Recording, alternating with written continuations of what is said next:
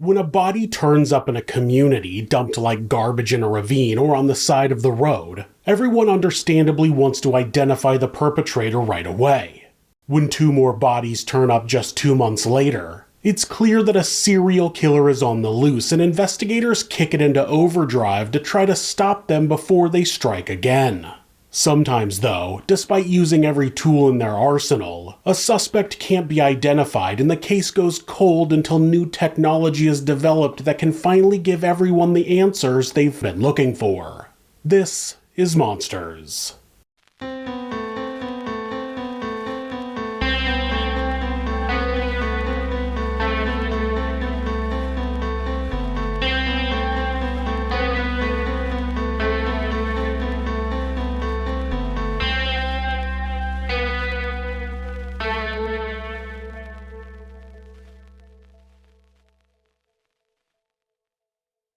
On July 17, 1973, the body of a young woman was found lying in the water at the bottom of a culvert. Her identity was revealed to be that of 16-year-old Sandra Newton, and a medical examination determined that she had been sexually assaulted and strangled to death with her own skirt. On Saturday, July 14th, Sandra had been out at a nightclub in Briton Ferry, just north of Port Talbot in Wales. She had spent the evening with her boyfriend, and the couple walked to a secluded area where they engaged in sexual activity. From there, they walked to where the boyfriend was staying, and after that, Sandra began walking home alone. It's unclear if she was actively hitchhiking or if someone just pulled up and offered her a ride, but she was never seen alive again. The investigation into Sandra's murder had a suspect right away. Of course, her boyfriend was immediately questioned about her murder, as murders are generally carried out by someone close to the victim. Also, the location of the culvert was so well hidden that investigators were sure the perpetrator would have had to have been local to the area. On top of that, her boyfriend was also married and he was having an affair. Of course, if Sandra had threatened to tell the man's wife about the affair, he may have killed her in a fit of rage. Investigators weren't able to find any evidence to link him to the crime, and it was revealed that he didn't own a car or even have a driver's license, so it was unlikely he would have been able to transport the body to where it was found. The police remained suspicious, but the boyfriend was not pursued. On September 16, 1973, a retired man was walking his dog in the woods in Landarcy in Wales. As he walked through the forest, he saw what he thought might have been a discarded doll or a mannequin, but as we already know, it's never a mannequin. It turned out to be the body of 16-year-old Pauline Floyd. The young woman had a visible head wound, and a medical examination would determine that she had been strangled to death. The body of Geraldine Hughes, also 16, was found about 150 feet or 45 meters away from Pauline. She had also been strangled to death, and both showed signs of sexual assault.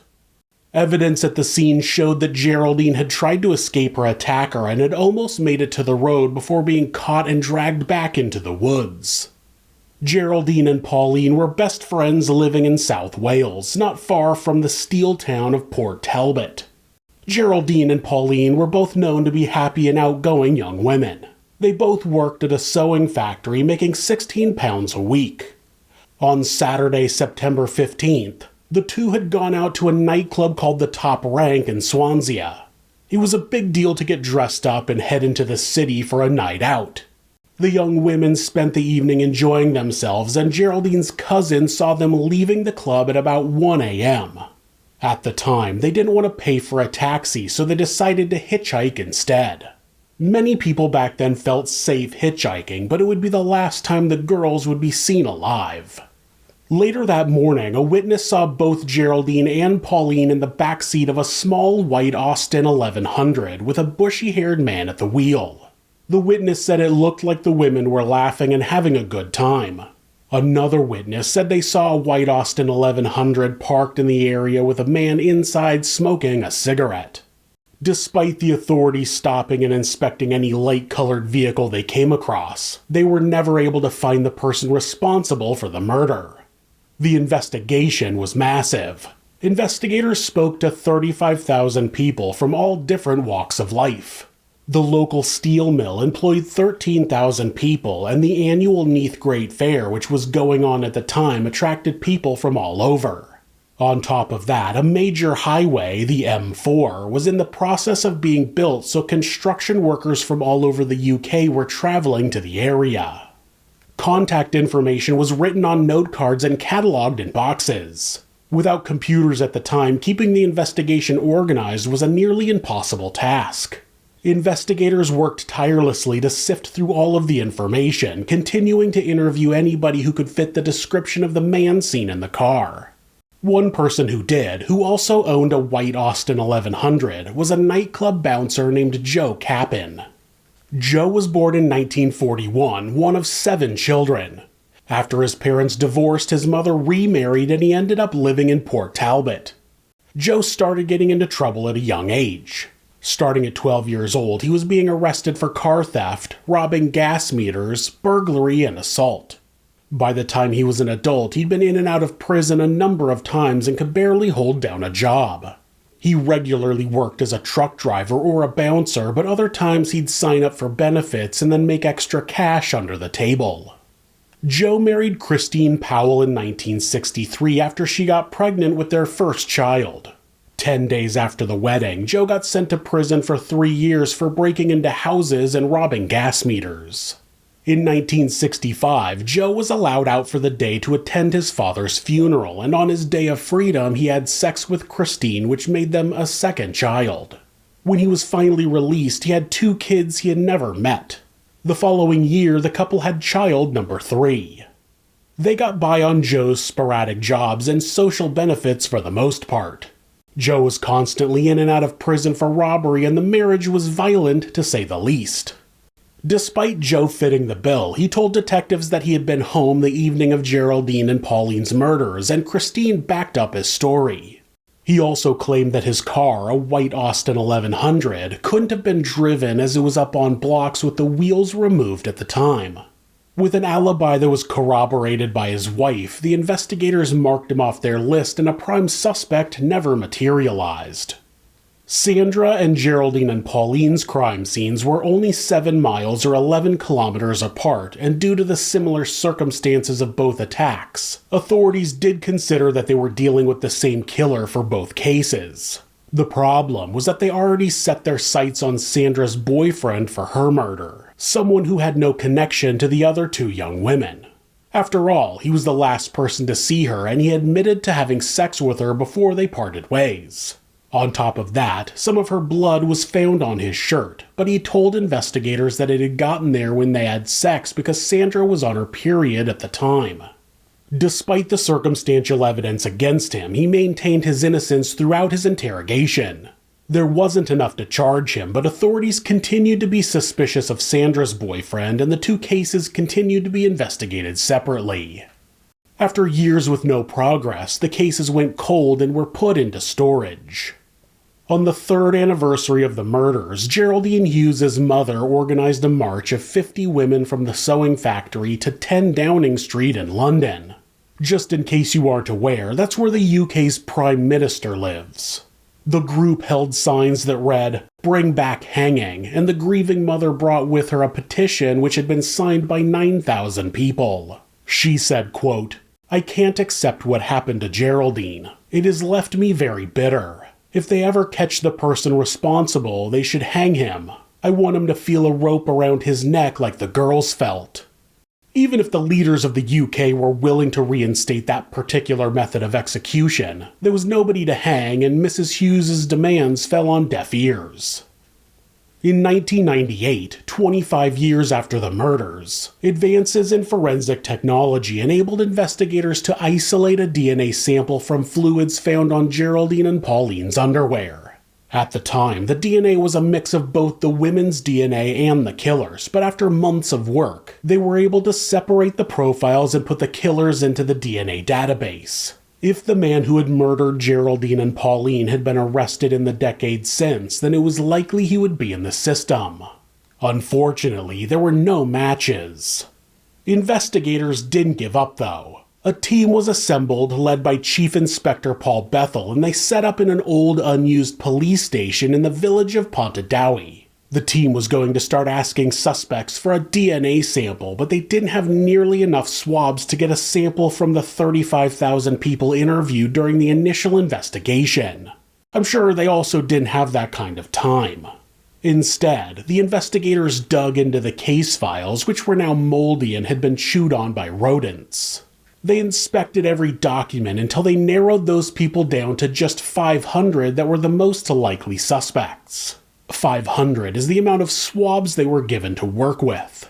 Obviously, suspects were prioritized by criminal records, especially violent crime and most importantly, sexual assault.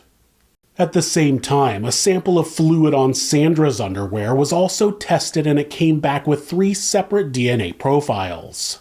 When they were separated, they belonged to Sandra and her boyfriend, which was not a surprise since the young man had admitted to engaging in intercourse with his girlfriend that evening.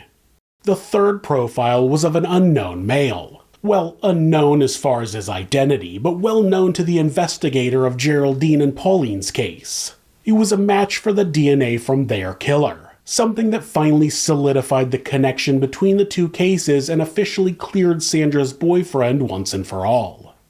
Once the 500 names were selected, the investigators went about the arduous task of tracking down everybody on the list. Some had died and others had moved away. They got a DNA sample from a man who had emigrated to New Zealand, but he wasn't a match to the killer.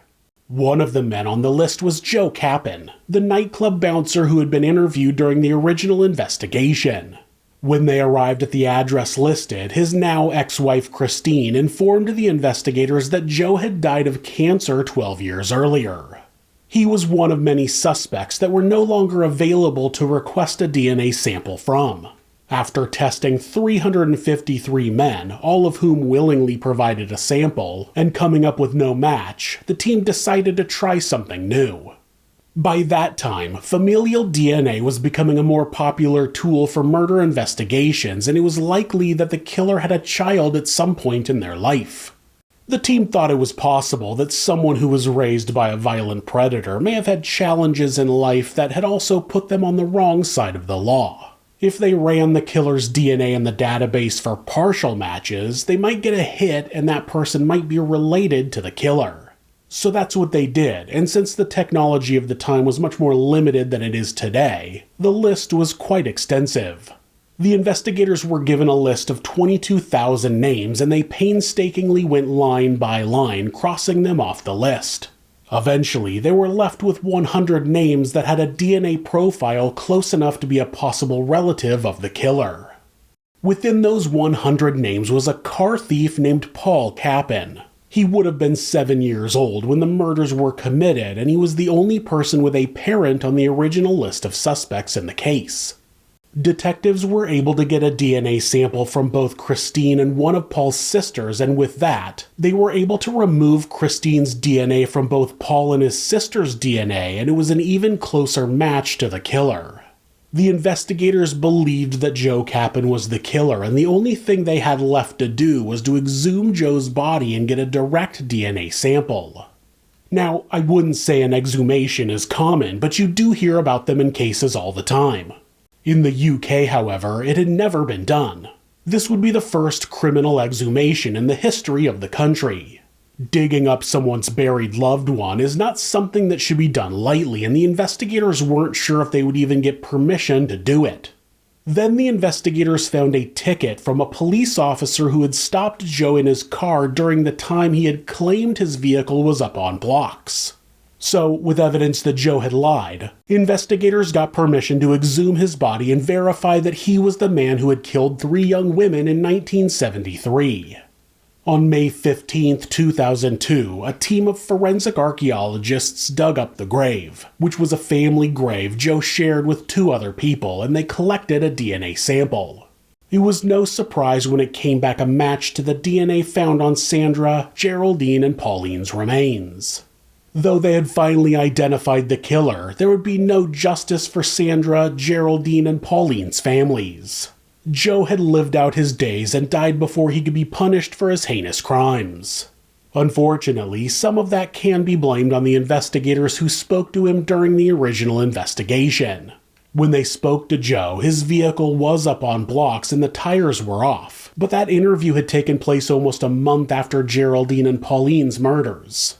It's believed that he was changing the tires out because a newspaper had reported that investigators had found tire tracks at one of the scenes. Investigators just took Joe at his word and never followed up to see if he might have been lying. If they had, they may have found the stop and check ticket that the officer had put in the logbooks. They may have caught him earlier and he could have at least served some time for the murders. There's also the question as to whether those were the only 3 victims of Joe Capin over the years. His DNA is in the system now, so he should come up if any of his DNA is found in an unsolved case, and that hasn't happened. But what if there wasn't DNA on the victim, or if the victim's remains have never been found? Most people don't believe that a sexually motivated serial killer would suddenly stop and never commit another murder for 17 years until his death. In February of 1973, a man whose description matched Joe Capin driving a white Austin picked up 2 hitchhikers near Neath. Instead of dropping them off at their desired location, he took them to a secluded area and attacked them.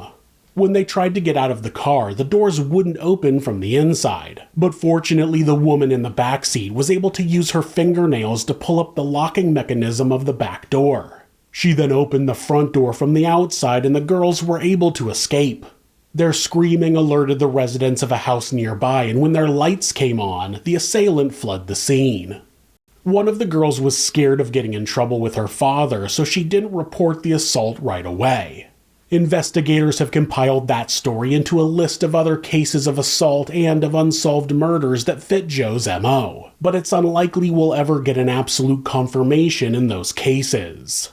Though we'll never know for sure the true reach of a monster like Joe Capin, at least we know for sure that he is in the ground and will never hurt anybody else again.